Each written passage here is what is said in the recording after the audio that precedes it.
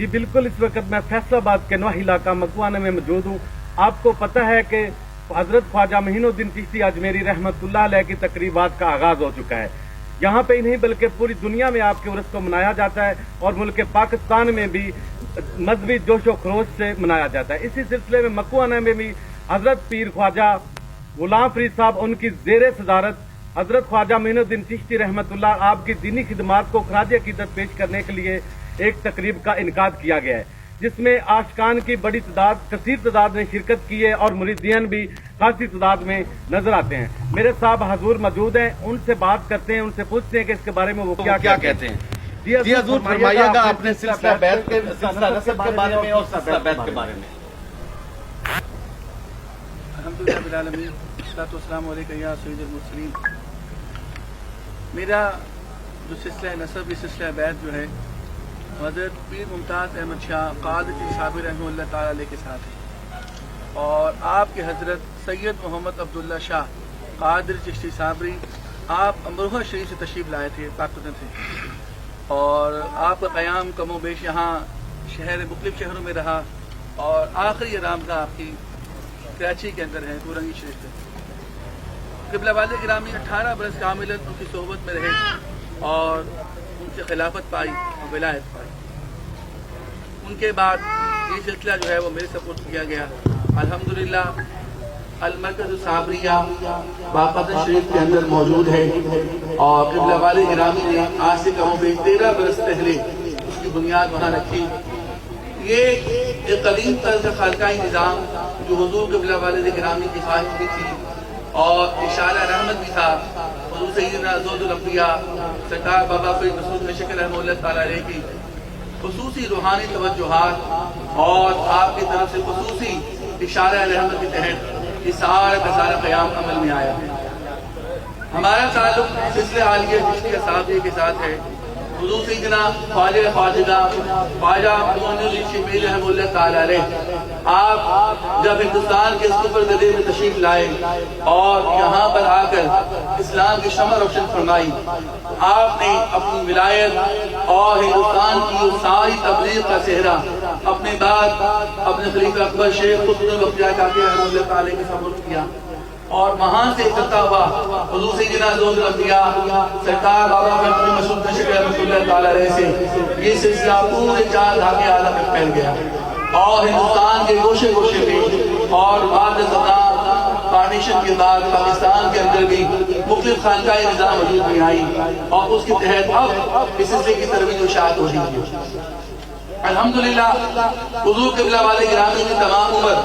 उस कदीम खानकाए निज़ाम की न सिर्फ सरगर्दी फरमाई बल्कि अपनी जिंदगी के अंदर कई खुलफा की तालीम करके उस निज़ाम तरबियत को आगे बढ़ाया और आप फरमाया करते थे कि तालीम और अदब ना हो तो सिलसिले आगे नहीं चलते और इसी तालीम और अदब को बरकरार रखने के लिए और तरबियत के निज़ाम को बरकरार रखने के लिए हुज़ूर क़िबला वाले गिरामी ने खानकाए निज़ाम की बुनियाद रखी और अल्हम्दुलिल्लाह अपनी खिदमत में।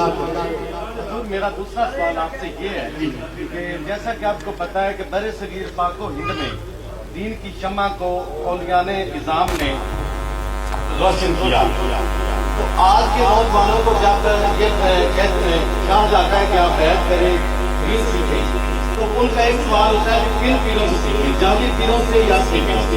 होता ये है कि जो असली खानकाएं जैसे आप दीन की खिदमत कर रहे हैं उनके नाम पे भी ये लोग दबे हैं, आप इसके बारे में अमली इक़दाम करने चाहिए, क्या कहते हैं आप इसके बारे में? असल में बात कि हकीकत क़िबला वाले गिरामी इरशाद फरमाया करते हैं कि नक़ल दलील असल हमारे यहाँ अहबाब जो है वो अपनी जिंदगी के मामूली से मामूली गोशे के लिए तहक़ीक़ करते हैं और तहक़ीक़ करने के बाद उसको मुंतखब करते हैं और अमल पैदा होती है। लेकिन जब अपने दीन की बारी आती है उस वक्त उनका ध्यान इस तरह नहीं जानता कि मैंने अपने दीन को लेना है तो दीन को मैं किससे लूँ, उसके लिए तहक़ीक़ करूँ, जानूँ, पढ़ूँ, देखूँ, इन उमूर की तरफ उनका रुझान नहीं रहता। हज़रत इमाम मुस्लिम रहमतुल्लाह तआला अलैह साहिब किताब सहीह मुस्लिम शरीफ आपने मुक़द्दमे में इरशाद फरमाया कि जब आप जो ये सिलसिला रुवात बयान करते तो सिलसिला रुवात के दरमियान आपने एक बात बयान फरमाई, इन्ना हाज़ा इल्मुल असनाद فانظروا عمن تاخذوا دینکم، کہ یہ جو علم الاسلاد ہے یہ دین ہے، تم یہ دیکھو کہ تم اپنا دین کہاں سے لے کے جا رہے ہو۔ یہ بہت ضروری ہوتی تحقیق کریں کہ جہاں پر صحیح شمع روشن ہو رہی ہے وہاں جایا جائے۔ حضور قبلہ والے گرامی 8 نشانیاں اپنے ضرورت سے بیان فرمایا کرتے تھے۔ فرمایا کرتے تھے کہ کسی صحیح پیر کی، صحیح اللہ والے کی پہلی نشانی یہی ہے جو حضور سید عالم صلی اللہ تعالی وسلم نے ارشاد فرمایا، خیارکم اذا رؤوا ذکر اللہ، تم میں سے بہتر اللہ تعالیٰ کے بندے وہ ہیں کہ جن کو دیکھ کر اللہ یاد آئے۔ فرمایا اس کی تشریحات میں 3 باتیں آتی ہیں۔ پہلی بات، ان کی مجلس میں کثرت سے ذکر کرنے والے احباب ہوں گے، وہ خود بھی ذکر کرنے والے ہوں گے، ان کی مجلس میں رہنے والے بھی ذاتی لوگ کے ذکر کرنے والے ہوں گے۔ سیکنڈ نشانی بیان فرمائی، ان کی مجلس اقدس کے اندر کثرت سے اللہ تعالیٰ کے ذکر کی بات ہوگی تو دنیا کی بات کم سے کم ترین حد تک ہوگی۔ تیسری نشانی بیان فرمائی کہ وہ کام خلوص بوجہ اللہ، صرف محض اللہ تعالیٰ کے لیے لوگوں کی خدمت کرتے ہوں گے اور دنیا کی کوئی ہوس ان کے ذہن میں نہیں ہوگی۔ چوتھی نشانی ارشاد فرمائی کہ وہ مخلص ہوں گے اور مخلص ہوں گے، یعنی انتہائی اخلاص کے ساتھ اپنے مریدین، متوسلین، محبین، مباین جو بھی احباب ان کی بارگاہ میں آئیں گے ان کی خدمت کریں گے اور آخرت تک ان کے سارے معاملات میں اخلاص کے ساتھ چلتے ہوں گے۔ چوتھی نشانی بیان فرمائے کہ وہ کامل النسبت ہوں گے، یعنی ان تک حضور اسلام کی ذات بابرکات سے لے کر ان تک پورا ایک شجرہ موجود ہوگا، ایک نسبت کا سلسلہ موجود ہوگا، تعلیم و تربیت کا سلسلہ موجود ہوگا جو کے ساتھ چلتا ہوگا۔ اور اس کے علاوہ فرمایا ایک اور نشانی جو بڑی مرکزی حیثیت رکھتی ہے، وہ کامل شریعت ہوں گے، ان کے ظاہر اور باطن میں شریعت نظر آئے گی۔ اور میرے والد کا مشاہد فرماتے ان سے سنت جو ہے وہ سرزد ہوگی، آج خود ان کا ہر عمل سنت کی تابع ہوگا۔ یہ نہیں ہوگا کہ سنت کے لیے وہ کوشاں ہوتے ہوں، کوشش کرتے ہو، نہیں، سنت ان کے وجود کا حصہ ہوگی۔ آج خود جو بھی وہ عمل کریں گے جب اس کی تحقیق کی جائے گی تو یہ معلوم ہوگا کہ حضور اسلام کی سنت بھی بیان ہی ایسی ہے۔ حضور اسلام کی ذات بابرکات کی ایک ایک بات کو نہ صرف وہ جانتے ہوں گے بلکہ تمام عمل کرتے ہوں گے۔ دوستوں اس بات یاد رکھو، خانقاہ نظام کی جو شروعات ہوئی یا اس کی جو وجہ بنی، اس کی تدوین کی بنیاد گئی، وہ مین وجہ یہ بنی تھی کہ عمل کے اندر پختگی اختیار کی جائے۔ علم کے لیے کتابیں موجود ہیں، علماء موجود ہیں، فضلاء موجود ہیں، ائمہ کرام موجود ہیں، مگر عمل کرنے کے لیے بھی گوشہ ہونا چاہیے یا عمل کرنا سکھایا جاتا ہے۔ میں یہاں پہ بہت بات عرض کروں، حضرت سیدنا سفیان ثوری رحمہ اللہ تعالیٰ علیہ بہت کامل اللہ والے، بہت کامل، اور آپ ظاہراً امیر المومنین فی الحدیث تھے، یعنی کل علم الحدیث آپ کے ہاتھ علم میں موجود تھا۔ آپ نے کسی سے سوال کیا کہ حضور آپ خود بہت بڑے عالم ہیں، اس کے باوجود ایک امی کے پاس آپ جاتے ہیں، ان کی صحبت میں جا کر بیٹھتے ہیں۔ ان کے اسم گرامی حضرت ابو ہاشم صوفی رحمہ اللہ تعالیٰ علیہ تھا۔ آپ نے بیان فرمایا کہ حضرت حقیقت میں تمہیں بتاؤں کہ مجھے ریا کی باریکیوں کے بارے میں ابو ہاشم صوفی نے بتایا کہ ریا کی وہ کون سی باریک صورتیں ہوتی ہیں جو انسان کے وجود میں موجود ہوتی ہیں۔ دوستوں اس طریقے سے اگر آپ کی نماز کے اندر فراز کم ہو، سنت کم ہو، مستحبات کم ہو، آپ عالم کے پاس جائیں گے، اسے جا کر نماز کے برائے سنت کے حاصل کریں گے۔ بعین ہی اسی طریقے سے آپ کو اپنے باطن کی ترویج کے لیے، باطن کی اصلاح کے لیے، مساوی سے نکلنے کے لیے، نماز و حضور کے لیے بھی ایک کامل ہستی کی ضرورت ہوگی کہ صحبت سے رہ کر آپ سیکھیں گے۔ اب یہ بات آ جاتی ہے کہ کہاں تلاش کریں، تو دوستوں تلاش کرنے کی ضرورت یہ ہے کہ آپ نکل پڑیں۔ اللہ کے بندے موجود ہیں، ہر جگہ موجود ہوتے ہیں، ان کی کمی کائنات میں کبھی نہیں ہوتی، بس یہ کہ ہماری تلاش کہاں ہے۔ آج کے دور میں لوگ کس جانے بڑھ رہے، کون سی بڑی خانقاہ ہے، کتنی بڑی گندی ہے، کتنے بڑے پیر ہیں، کتنے مریدین ہیں، کتنا بڑا سلسلہ ہے، کتنے بڑی آمدن ہو رہی ہے وہاں پر، لوگ ان باتوں کو دیکھتے ہیں۔ میرے حضرت سید محمد عبداللہ شاہ رحمۃ اللہ تعالیٰ علیہ کے پاس ایک شخص آیا، اس نے کہا فلاں بہت بڑے پیر ہیں اور ان کے اتنے لاکھ مریدین ہیں۔ حضور قبلہ اپنے صاحب رحمہ اللہ کا ارشاد فرمایا، میاں یہ بات جان لو، مریدوں کی کثرت سے پیر کے مقامات بلند نہیں ہوتے، کیونکہ ہمارے شیخ سیدنا شیخ علاؤالدین علی مصابق علی رحمۃ اللہ تعالی علیہ جو ہندوستان کے انتشاہ ولایت تھے، حضور بابا صاحب خلیفہ اکبر تھے، آپ کی ذات بابرکات کو دیکھیں، آپ کی پوری زندگی میں صرف ایک مرید تھے، حضرت شمس الطفیلی فقیر رحمۃ اللہ تعالی علیہ۔ اس کے علاوہ کوئی مرید آپ کا کوئی زمین کا نہیں ہوا اور اس سے وہ سلسلہ پھیل کر پورے 4 جہاں کے عالم میں پھیل گیا۔ تو دوستوں کو تلاش کرنا چاہیے، نشانیاں تلاش کرو، اور نشانیاں بالکل واضح ہوتی ہیں جہاں پہنچ کے تمہارے دل کے اندر یہ خیال راسخ ہو جائے کہ مجھے اللہ کو تلاش کرنا چاہیے، مجھے اللہ تعالیٰ کی بندگی کرنی چاہیے، اللہ تعالیٰ کے قرب کو تلاش کرنا چاہیے، جہاں لوگوں مندہ بھی بچی جہاں یہ خیال یہ آخری سوال میرا یہ ہے آپ سے کہ حضرت نبی مکرم صلی اللہ علیہ وآلہ وسلم کی شریعت مطہرہ سے بیعت شریف جو ہے اس کے بارے میں آپ کیا کہیں گے؟ حضور سید اعظم صلی اللہ تعالی وسلم کے ہاں مختلف قسم کی بیعت ہوئی ہے، ایک بیعت جہاد تھی، ایک بیعت اسلام تھی، اور اس کے علاوہ ایک بیعت جس کا تذکرہ اکثر کرتے ہوئے حدیث میں آیا کرتا ہے وہ بیعت توبہ تھی۔ حضور اسلام صحابہ کرام رضوان اللہ سے توبہ کی بیعت کیا کرتے تھے کہ تم میرے ہاتھ پر بیعت کرو کہ تم جھوٹ نہیں بولو گے، تم چوری نہیں کرو گے، تم زنا نہیں کرو گے، اور کبھی کسی سے سوال نہیں کرو گے، مدد نہیں مانگو گے۔ بخاری حدیث میں آتا ہے کہ ان صحابہ نے جب بیعت کری حضور اسلام کے ہاتھ پر آئندہ کبھی کسی سے مدد نہیں مانگیں گے، سوال نہیں کریں گے، ان کے ہاتھ سے اگر گھوڑے کا چابک گر جاتا تو بھی گھوڑے سے نیچے اتر کے چابک اٹھاتے، کسی سے یہ نہیں کہتے تھے کہ وہ چابک پکڑا دے۔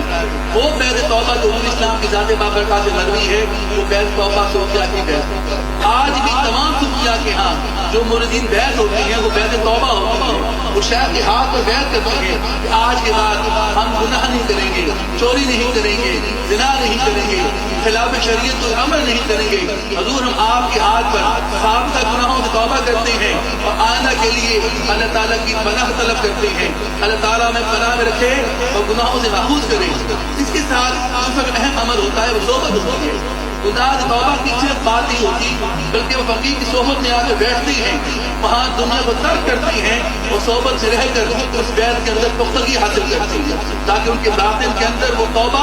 نور پر گزر جائے۔ اور میرے آقا نے فرمایا التائب من الذنب کمن لا ذنب لہ، جو بندہ گناہوں سے توبہ کر لیتا ہے وہ اللہ تعالیٰ اسے گناہ ایسے معاف فرماتا ہے جیسے اس کی زندگی میں کبھی کوئی گناہ سرزد نہ ہوا۔ حضرت آپ کے بزرگ کتنا عرصہ تبلیغ کرتے رہے اسلام؟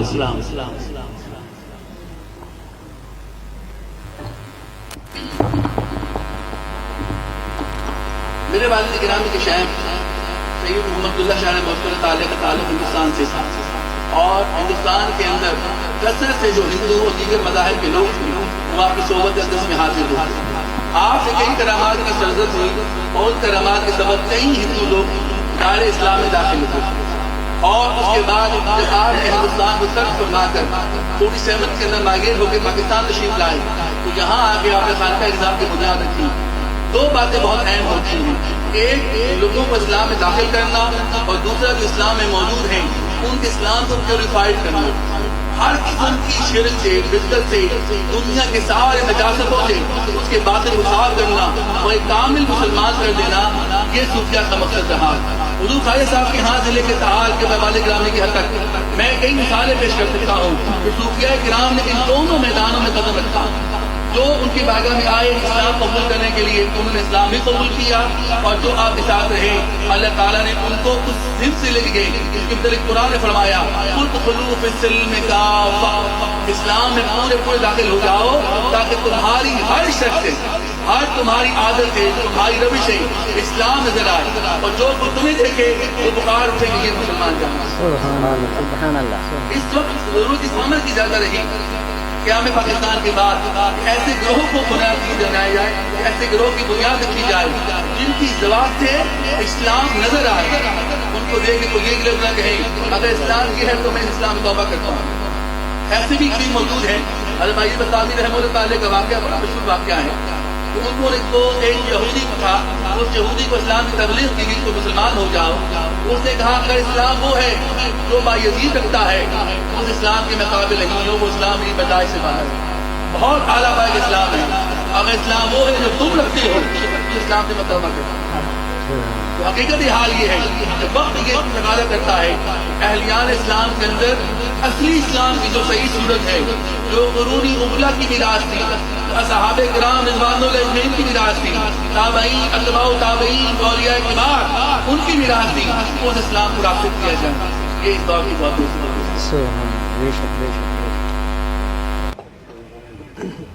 آپ اپنی زندگی کا کوئی عام معجزہ بیان کریں۔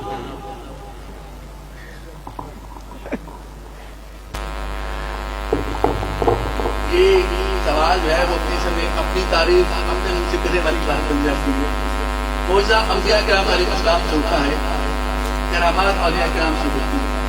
اور ہر ولی کی کرامت کسی نہ کسی نبی کے معجزے کے تحت ہوتی ہے۔ حضور اسلام تمام معجزات کے جامع تھے، جتنے بھی معجزات آپ سے قبل تمام انبیاء کرام علیہ السلام کو عطا ہوئے وہ تمام کے تمام معجزات حضور اسلام کی ذات بابرکات کو عطا ہوئے، اور آپ کی ذات بابرکات سے وہ تمام کے تمام معجزات جو ہے نا آپ کی امت میں اولیاء کرام صلحاء اعظام صابرین وقت عطا ہوتے رہے۔ میں اس بارے میں مسکین آدمی ہوں، مجھے نہیں معلوم شاید کچھ ضرورت ہوگی اور نہ ہوئی ہو، لیکن میرے علم میں اپنی کوئی کرامت نہیں ہے، کرامت سے ہوئی ہو ایسی کوئی نہیں ہے۔ ہاں کوشش کرتا ہوں کہ مجھ سے کوئی خلاف شرع میں سنتا ہوں، میری زندگی کے اندر جو میرے چاہنے والے ہیں کبھی ان کے دار کے اندر اور میری ذات سے انہیں کوئی ایسی ترغیب نہ ملے کہ وہ شریعت تک ہو، بلکہ میں کوشش کرتا ہوں کہ مجھ سے اور میرے سارے حلقہ احباب میں جو کوئی دیکھے تو وہ کہے کہ یہاں کامل شریعت کا اہتمام ہوگا۔ میں حضور بابا صاحب رحمۃ اللہ تعالی کے اس قول کا تابع ہوں، جب آپ کی خدمت اقدس میں 20 سال ایک مرید کو ہو گئے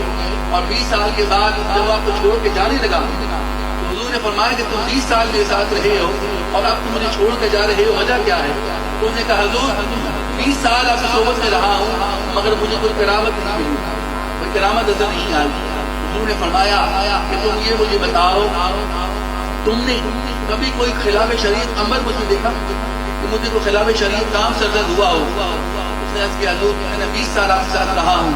الحمدللہ میں نے کوئی ایسا کام نہیں دیکھا جو خلاف شریعت ہو، فرمایا اس سے بڑی کرامت کیا ہو؟ صوفیاء کے ہاں الاستقامت و فوق الکرامت، صوفیاء استقامت کو کرامت سے بڑا جانتے ہیں۔ جو فقیر ہے وہ اپنی روش کا پابند ہوگا، اگر روش کا پابند نہیں ہے فقیر نہیں۔